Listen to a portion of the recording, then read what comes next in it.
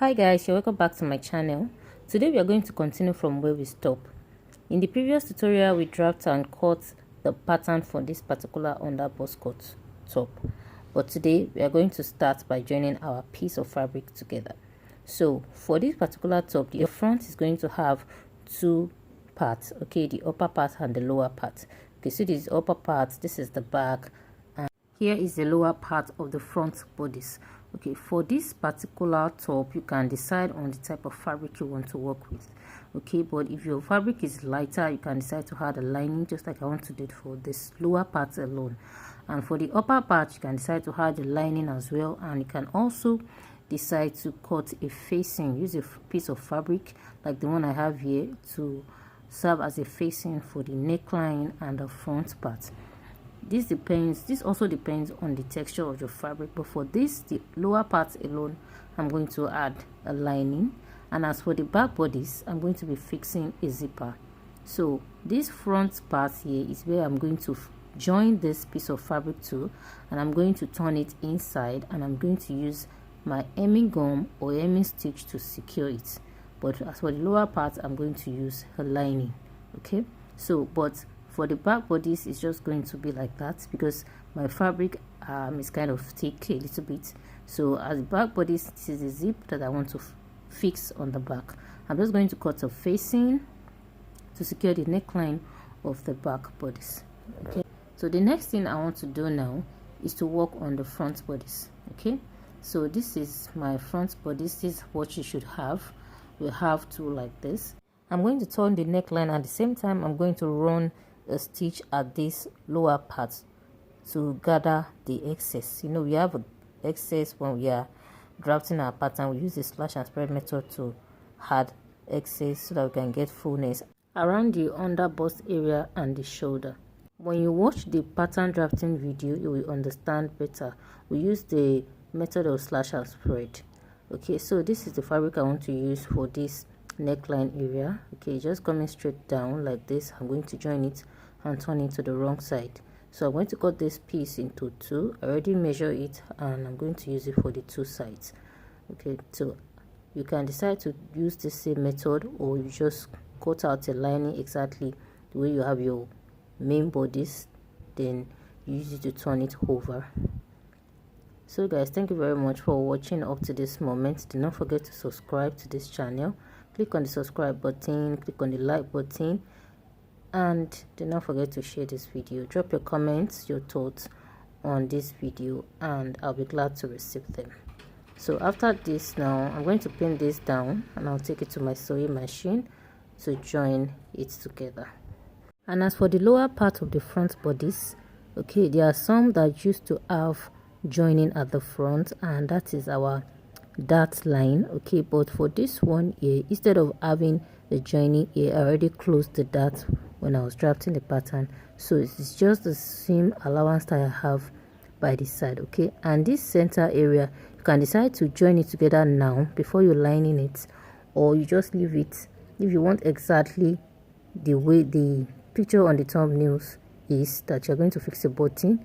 You can just join it separately like this. So what I'm going to do now, I'm going to join this lining to the main fabric. I'm going to turn the front and the lower part, because this upper part now, we are going to insert the upper part of the front bodies in between the lining and the fabric, because we are not going to line in the upper part. Okay, so I'm just going to work on this. I'll leave this upper part open, I'll join the front, and I'll leave the sides open as well.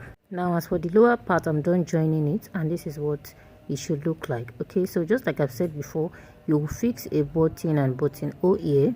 It can overlap each other like this depending on the kind of fastener you want to fix. Okay, if you want a kind of button and button hole that you are going to, you know, there are different kind of button and button holes depending on which one you want to fix. That will determine. You can even fix a zip at the front, and you can also decide to create a bone channel, or you just cut a piece of fabric to create a design.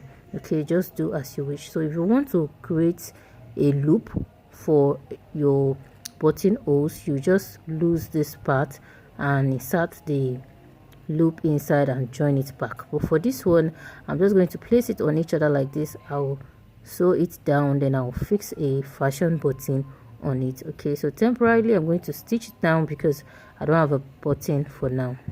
And as for the front bodies, I have turned the neckline, and I have used my running stitch to run a stitch around the underbust area. So what I'm going to do now is to pull the thread to gather the excess so that I can have a fullness around the underbust. Then on the shoulder, I'm going to run a few pleats on the shoulder because we don't have much excess on the shoulder.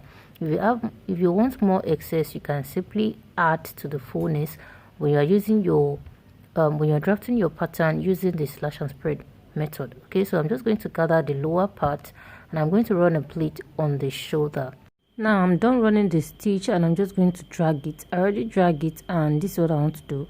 I'll place the fabric in between the main fabric and the lining, and I'll sew it around so that I'll be able to secure the rough edge of your upper parts. I'll do the same thing on the other side.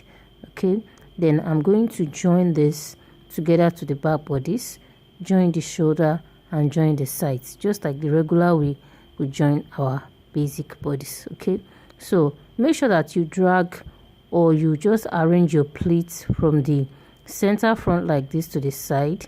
Okay, you can simply secure it with a pin just like I'm doing now. Okay, and once you are done with all this, you fix your preferred sleeve. So guys, this is what we have at the end. I'm sorry, the remaining parts of the video, I don't know what happened. I'm really sorry about that, but that is the main message, just the upper part area here. Okay, this part, okay, you just join it like that, place the two sides on each other, or you fix your zip, or you fix a button. So I'm still going to fix a button to this front part. Okay, I'm going to fix a button here temporarily. So this part, you can decide to add a zipper, just like I've said before. You can fix a button and you can also join it together. Okay, this depends on you. So I just place it on each other temporarily because I don't have my button now. Okay guys, that will be all for this tutorial. Do not forget to give this video a thumbs up, that is, click on the like button, then click on the subscribe button, turn on the notification bell so that whenever I drop a new video, would be notified. And if you have a video request, you can also drop in the comment section. Thank you very much for watching once again. Bye.